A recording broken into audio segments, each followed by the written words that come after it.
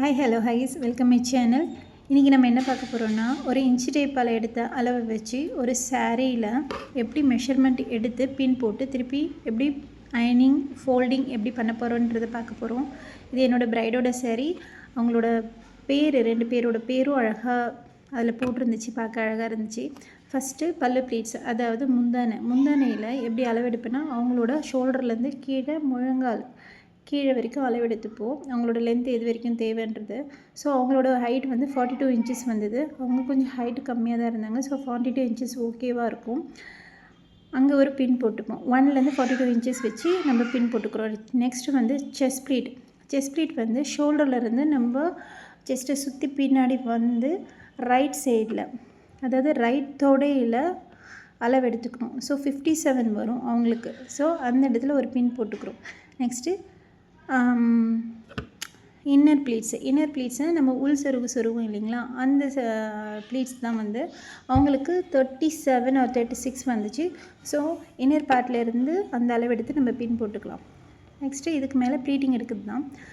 So அவங்களோட சைஸ்க்கு ஏற்ற மாதிரி கொஞ்சம் பர்த் வந்து கொஞ்சம் அதிகமாக இருக்குன்றதால நான் ஒரு 8-9 ப்ளீட்ஸ் தான் வச்சுருந்தேன். ரொம்ப பெருசாக ரொம்ப குட்டி குட்டியாலாம் அதிகமாக வைக்கல.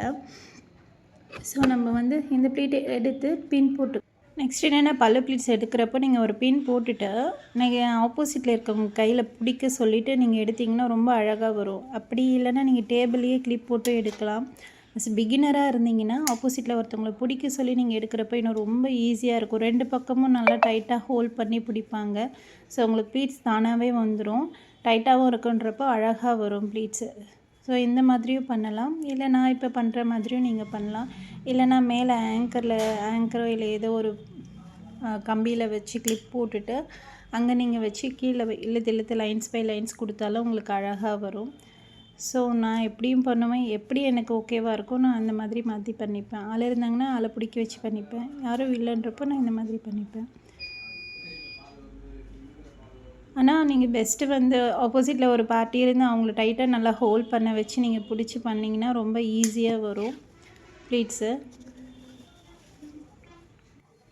உங்களுக்கு பிகினர்ஸில் வரலன்னா நீங்கள் வந்து அந்த பல்லு ப்ளீட்ஸில் முந்தான ப்ளீட்ஸையே நீங்கள் 3 பாகமாக கூட பிரித்து எடுக்கலாம். 3 பாகமாக பின் போட்டுக்கலாம். அயன் பண்ண பிறகு கூட நீங்கள் பின்னெல்லாம் ரிமூவ் பண்ணிக்கலாம்.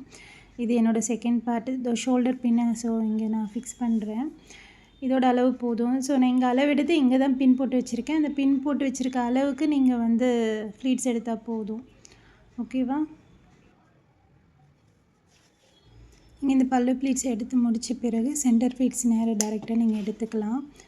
அதுக்கப்புறமா செஸ்ட் ப்ளீட் எடுத்து அயன் பண்ணிக்கலாம். ஓகேவா? சென்டர் ப்ளீட்ஸும் இதே மாதிரி தான், ரொம்ப ஈஸியாக தான் இருக்கும்.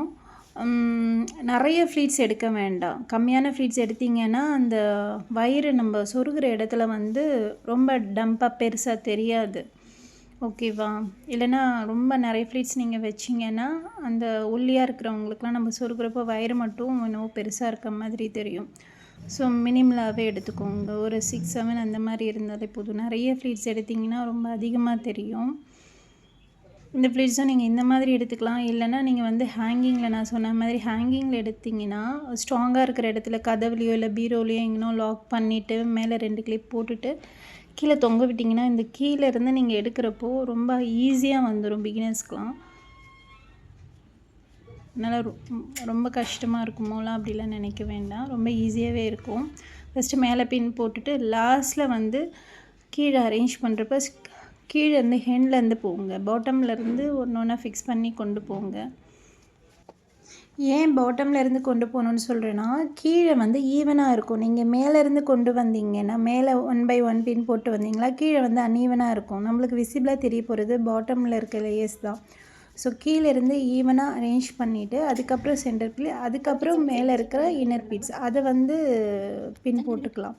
ஸோ இப்படி பண்ணிங்கன்னா அழகாக தெரியும். விசிபிளாக தெரிகிற இடம் தான் நம்மளுக்கு அன்ஈவனாக தெரியக்கூடாது. ஸோ அதுக்காக தான் சொல்கிறேன். கீழே பாட்டமில் இருக்கிற சென்டர் ப்ளீட்ஸை வந்து அழகாக அரேஞ்ச் பண்ணி பின் போட்டுருங்க. அதுக்கப்புறம் சென்டர் ப்ளீட்ஸ், அதுக்கப்புறம் வந்து மேலே இருக்கிறதுக்கு நீங்கள் பின் போட்டு அயன் பண்ணிக்கலாம். ஃபஸ்ட்டு நான் வந்து அயனிங் இப்போ பண்ணுறேன். ஃபஸ்ட்டு பல்லு ப்ளீட்ஸ் வந்து நம்ம அயன் பண்ணிக்கலாம் 1 by 1. ஃப்ரண்ட் அண்ட் பேக் ரெண்டுமே அயன் பண்ணிங்கன்னா நல்லாயிருக்கும். நான் வச்சுருக்கிறது ஃப்ளிப்ஸோடது தான். ஸ்டீம் அயன் பாக்ஸ் தான். இது நல்லாவே இருக்கும். நீங்கள் வாங்குறதா இருந்தால் கூட இந்த ஐட்டம் வாங்கிக்கலாம். இதே மாதிரி ஃபஸ்ட் பார்ட் செகண்ட் பார்ட்டுன்னு சொல்லிவிட்டு ஃப்ரண்ட் அண்ட் பேக் அயன் பண்ணிங்கன்னா ரொம்ப ஸ்டேவும் இருக்கும், சீக்கிரமாக கலையாது. இது செஸ்ட் ப்ளீட் இப்போது அழகாக அரேஞ்ச் பண்ணிவிட்டு இதுக்கு மேலே நீங்கள் அயன் பண்ணிங்கன்னா உங்களுக்கு 1க்கு 2 வேலை இருக்காது. ஸோ ப்ளீட்டிங் எல்லாம் முடிச்சுட்டு அயன் பண்ணுறப்ப மட்டும் இதை அரேஞ்ச் பண்ணி அழகாக அயன் பண்ணிவிடுங்க. இதுவும் அழகாக வரும் உங்களுக்கு. கொஞ்சம் ஸ்டார்டிங்கில் கஷ்டமாக இருக்கும், பட் ஆனால் நீங்கள் ரெகுலராக பண்ண ரொம்ப ஈஸியாக வந்துடும். செஸ்ட் ப்ளீட் மட்டும் அயன் பண்ணுறப்போ ஒரு செஸ்ட் ப்ளீட் வந்து ஒரு 3 மடங்கு இருக்குதுன்னு வச்சுக்கோங்களேன். அதில் 2 மடங்கு மட்டும் நீங்கள் அயன் பண்ணால் போதும். 1 மடங்கு அப்படியே நீங்கள் ஃப்ரீயாக விட்டுருங்க. அதையும் சேர்த்து நீங்கள் மொத்தமாக செஸ்ட் ப்ளீட் மேலே ஷோல்டர்லேருந்து பின்னாடி வர அந்த பின்னாடி வந்து பெல்லி பட்டன், அதாவது வயிற்றுக்கு நேராக நம்ம பின் பண்ணுற வரைக்கும் நீங்கள் அயன் பண்ணக்கூடாது. அப்படி அயன் பண்ணிங்கன்னா கீழே நம்ம சைடில் வந்து லேஸ் வைக்க முடியாது.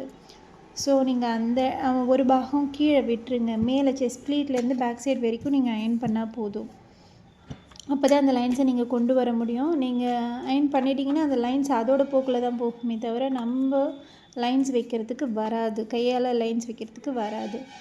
இந்த செஸ்ட் ப்ளீட்டை முடித்த பிறகு சென்டர் ப்ளீட்ஸு மேலே கீழே எல்லா இடத்துலையும் நீட்டாக அரேஞ்ச் பண்ணி அயன் பண்ணிக்கோங்க.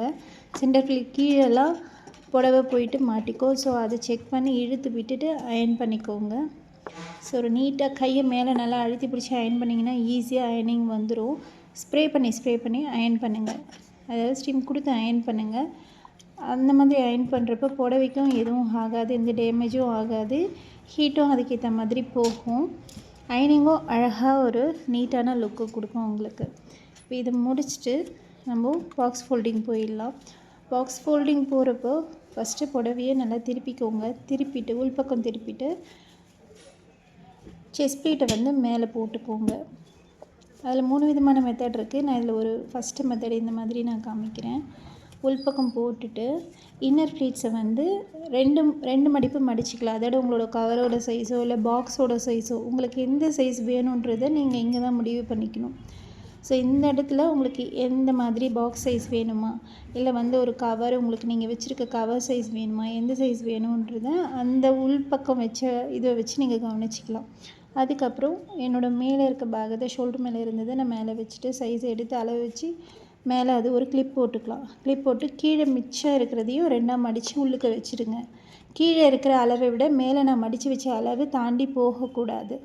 அப்படி போச்சுன்னா நீங்கள் மடிக்கிறப்ப அது வெளியே தெரியும்.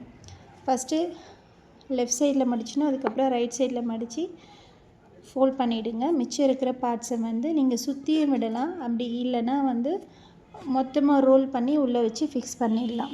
2 விதமாகவும் பண்ணலாம். ஸோ தேங்க்யூ ஸோ மச் இவ்வளோ நேரம் இந்த வீடியோவை வாட்ச் பண்ணதுக்கு. உங்களுக்கு பிடிச்சிருந்தால் லைக் பண்ணுங்கள், எதனா டவுட்னால் கமெண்ட் பண்ணுங்கள், நான் ரிப்ளை பண்ணுறேன். Thank you so much.